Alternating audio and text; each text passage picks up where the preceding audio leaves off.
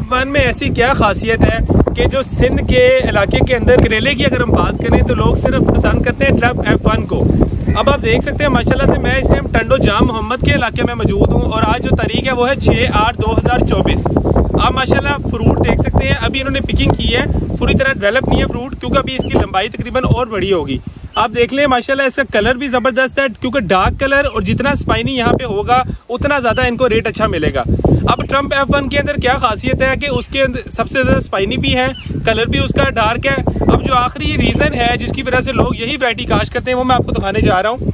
आप बेल पे देख सकते हैं माशाल्लाह आपको हर नोट पे तकरीबन ट्रम्प F1 का फल नजर आएगा। ये देखिए जी, ये देखिए माशाल्लाह जबरदस्त फ्रूटिंग है इसकी। अब जब इतनी फ्रूटिंग हो और एक साथ ही इतनी सारे कैरेक्टरिस्टिक्स हो तो फिर मेरे ख्याल में इसके अलावा कोई और वैरायटी नहीं बचती।